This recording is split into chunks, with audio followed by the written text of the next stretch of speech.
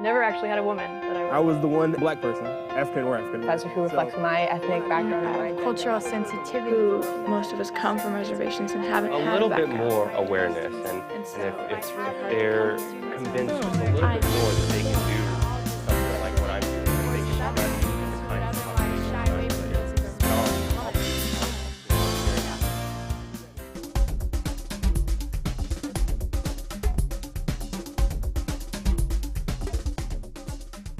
I was in Matt Snip's class, and he was showing projector slides of the United States at different times in history.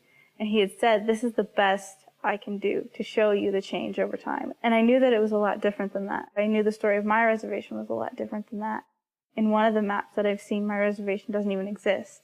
They thought they were going to get rid of it, so it's just not even on there.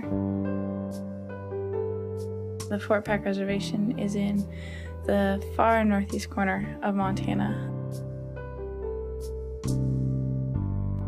I live in Poplar, which is one of the 4 towns. It's got about 2,000 people, and I live on the edge of that town. It's really open. Once you step out of town, you can hear somebody coming from about 10 miles away.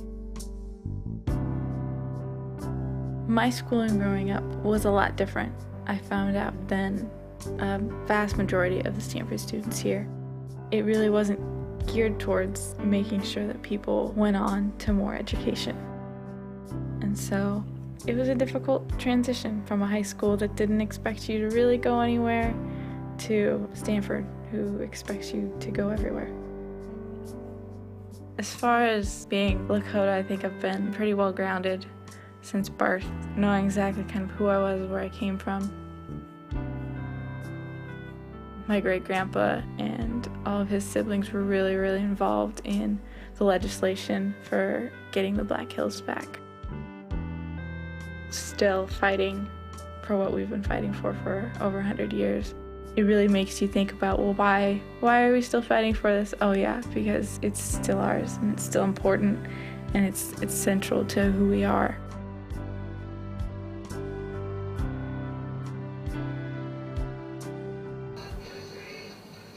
The difference between wisdom culturally at home and here at Stanford is definitely a stark difference. I think wisdom at home encompasses more of a person's entire life and the things that you can pass on to others.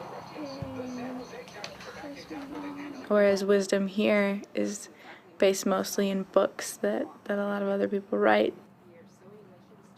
At home, there's a sense of our knowledge is more important than the knowledge that a school or an institution like Stanford can give you. There's a lot of people who will say that it's not even worth it to leave to go to school and to get that kind of white education. There are other people who do see the value in it, who see our place as Indians within the greater American society as needing people who walk 2 worlds. Having some kind of role model like Professor Snip has been, it's made coming to Stanford okay.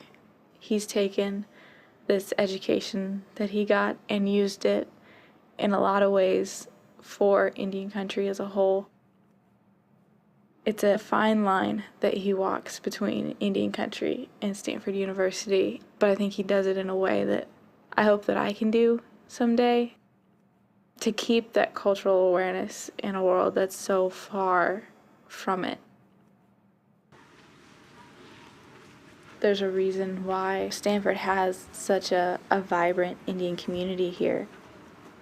This is a place where we can feel comfortable, and we have the people and the resources here to make that possible. We're gonna fire them all over Palo Alto on the 18th. Oh wow. Okay. We don't have a family here, but we definitely have the closest thing you can get to it. And our native professors are definitely the head of the household. So they've got like the northern head drum, the southern head drum.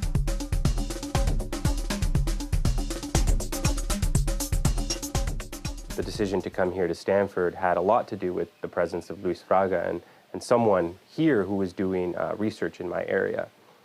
During the period when we didn't have any diversity faculty in political science, I think Admit Weekend, for example, was a real struggle for us to make a case for our program to the diversity students. The students that are accepted to Stanford Political Science are also visiting Harvard Political Science, Princeton Political Science, Yale Political Science. These are the top students in political science in the country. And when they come here to Stanford and they realize that there are very few faculty members who are doing research on populations that are underrepresented, it's very easy for them to say, well, this institution just isn't going to be as supportive as another institution. And so our loss of these students to other institutions, I think, is pretty serious. Now I am a fourth-year PhD candidate. I've been advanced to candidacy.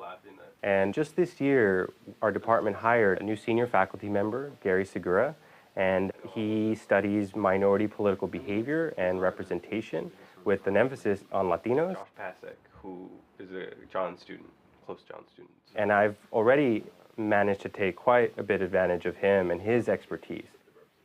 Did she do the stuff on Bill Cosby? When the scholar does come from a minority background, let's say, I think they do bring something extra to both to the way in which they do their research, but also to the way in which they share their research with others.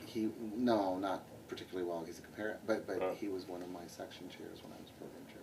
For me and Gary, I think it has been important. Gary is a half Mexican gay man, and some of the comments that he's able to bring to the table without hesitation and without second guessing or without worrying about political correctness, he really can sort of get to the core of some of these issues and talk about them freely. Finish it, contact Shanto, run it by Paul. Okay, see you, Gary. Bye. So while we spend a lot of time looking at coefficients and standard errors on some variable that captures, say, experiences with discrimination, I think someone like Gary has a little more respect for the significance of that variable.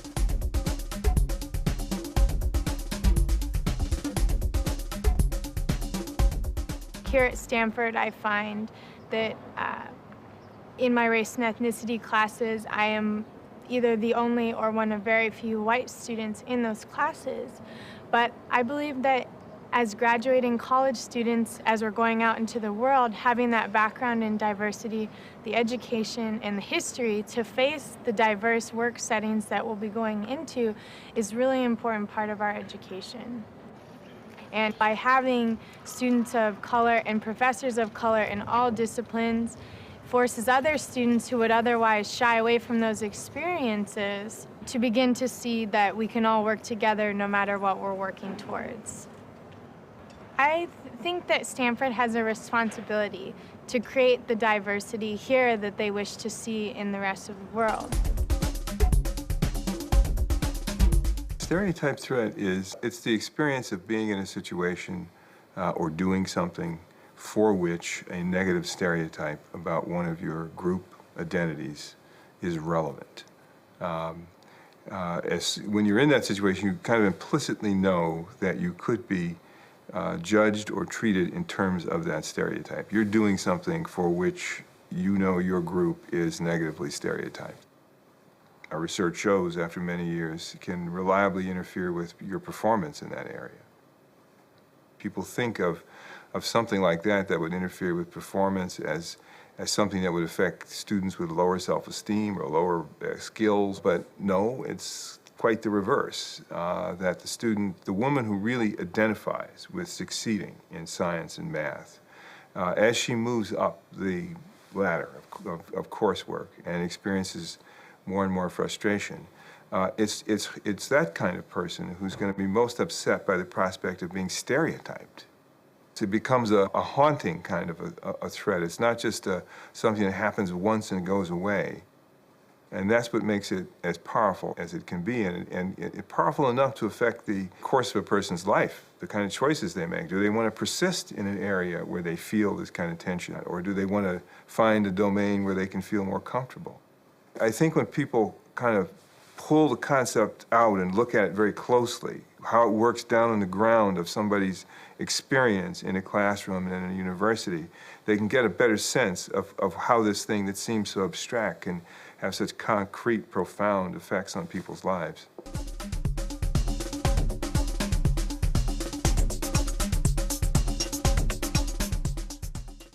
I think I've definitely experienced faculty diversity helping and sort of being non-existent and hindering my experience as well. So I have this interesting dual personality going on at Stanford where I majored in comparative studies in race and ethnicity, so obviously I had a lot of professors of color and female professors, which was great. But I also am pre-med, and there wasn't a whole lot of diversity in terms of the people I was seeing teaching me every day. So I think I was very helped and felt very enriched being in a community CCSRE where there was a lot of faculty diversity, and I saw professors who reflected experiences that I had growing up. Whereas taking a lot of science classes, I think I started to unconsciously believe that there wasn't necessarily people like me. On the most basic level, there aren't a lot of women in the hard sciences, and so seeing that repeatedly over and over again, I think, did make it harder to connect with the material. And also, it's a combination of not seeing the diversity there and then also not sort of having a community that embraces diversity. Not seeing that, I think, definitely kind of pushed me away from majoring in those departments and from spending a lot of time there. And obviously I went to the most diverse, so it turned out to be a really good match for me. The heterogeneity within that two or more race population is huge. I mean, and huge in the sense of... I think just having a group of faculty who were very diverse in where they came from, and then also them really caring about me, somehow made the environment that much better. With a secondary major in human biology. She grew up in San Francisco, where she worked as a counselor in reproductive health clinics. The degree to which a person experiences stereotypes in a setting often depends less on things about the person than they do about the setting. The cues, the number of elements in a situation which suggest that they might be being seen that way. There are interesting studies showing that in these kinds of situations, the amygdala, the part of the brain that's very sensitive to threat, is activated. So when a woman walks into a junior level math class and she's the only woman there, the class has a kind of male culture to it. There are a variety of things that could be signals to her that being a woman is she's going to be more marginalized here. So her tension there may be less about her own confidence in her abilities than they are about her confidence to be safe in this situation and to be comfortable in this situation as time goes on.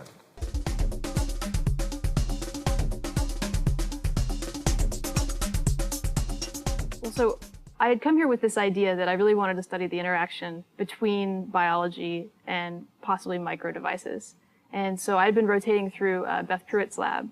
And she introduced me to my co-advisor, Ellen Kuhl, who is in computational biomechanics. Because he might even invite his professor who does biomem stuff. I think he would find what you're doing very interesting too. And I think what's cool actually is that I think I'm the first mechanical engineering student to be co-advised by two women. The only times when it would matter that my advisor is female is just that you have these bad days. And on the days when you don't feel like doing it anymore, it's nice to have someone you can relate to, and it's nice to see that you're not on a dead-end course.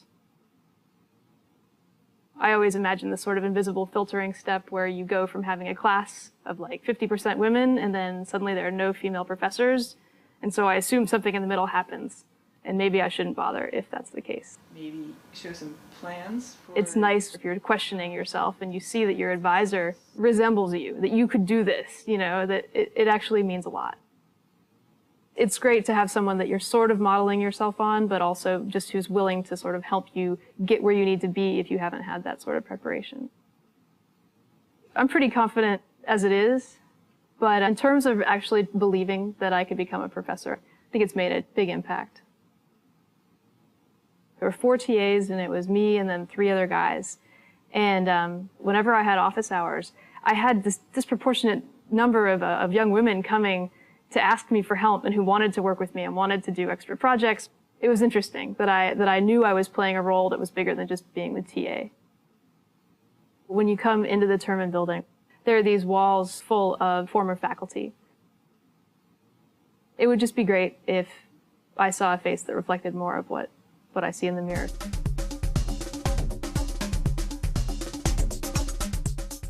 In our research, one of the factors that is most effective at making that junior woman math student feel comfortable there are the presence of other women in the situation.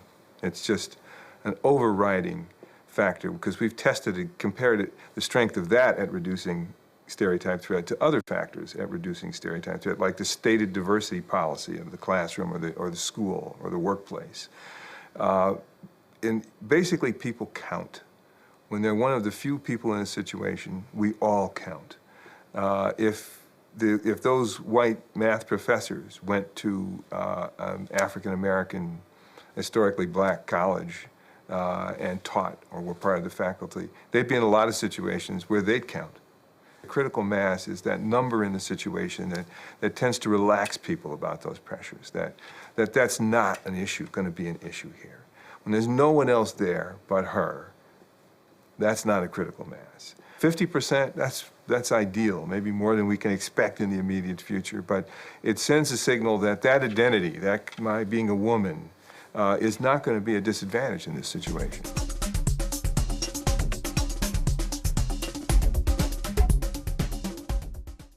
So I'm a stem cell guy. So I study blood-forming stem cells. These are the cells which make all of the different parts, all the different cell types in your blood. In my year, there were 4 African Americans out of the 90 PhD students admitted, and that was the high watermark ever, to my knowledge. So there's a lack of level of diversity at the graduate level and the professoriate level. I come here in 2005, and there's not a African American tenured faculty person on the basic science side. So in terms of, yes, academics is something that you can do, I know I can do it. In the ether, it's something that I know I can do, but experientially, there's not a model here for what the tenured African-American professor looks like. And it goes beyond that, right? Because then you go down to the postdoc level. I work in this lovely building, CCSR. There are, I believe, 500 or 600 lab benches. And when I got here during my first summer, I was the only black person in the building who was not a janitor, a technician, or an administrative assistant. Grad school is hard for everybody. Everybody starts having doubts, and when you are the one person representing your race, gender, orientation, religion, then you can start to not just let the normal issues affect you, but then you start thinking, well, is it because I'm black? Did they bring me here because I'm token? It's like, well, no, Kenny, you know you have these qualifications, good grades, good research, and good letters of recommendation, so that's why you're here. But again, it becomes isolating when you're the only one you see day in and day out. So there are a couple of things I've done with regards to setting up a network for myself to be successful. There's the Office of Grad Education, and there's a particular person, Anika Green, who does a lot of outreach for diversity students. Having that relationship in particular for me was key. And the BioAIMS group also helped a lot because you were able to process your emotions in what you felt was a safe space. But then you were also able to pool your resources to work and say, well, how can we then go about changing this issue? For me, the goal is to have an environment where no matter what your race, creed, gender, religion, orientation, you can have an environment where everybody feels comfortable to thrive and to not even have to think about these things. Which isn't to say that you give up your identity. You want an environment where you can still express that and still thrive optimally and not have any sort of, oh, am I here because I'm this or that box that they're trying to check off. You think people go to college and that they pick their majors solely on the basis of their interest. Oftentimes, they walk into a classroom and calculate how many other people are like me in here. People wonder, why is the pipeline have so few people in it? I think that's why the pipeline has so few people in it, the lack of diversity at that next level, the faculty level, for example, becomes a force in creating the lack of diversity in the pipeline. It's not that women inherently aren't interested in math or that minorities aren't inherently interested in math. When minorities historically black students at historically black colleges major in it all the time, those schools educate about 17% of African-American college students today, but they graduate about 65, 70% of the students in quantitatively based fields, even medicine, dentistry. The reason that same student, when they come to an integrated school, the reason they're not winding up becoming physicians and becoming dentists in the same way they would if they were at a historically black school is because of these identity dynamics. When they walk into those rooms, they see a completely different picture, and that makes an ongoing experience in those classrooms different for them. Our universities, Stanford, other schools that are comparable and share the same mission, we've got to solve that problem. We have to unclog that pipeline. It's not the lack of student interest. It's these dynamics and how they make it hard for students to persist in those areas.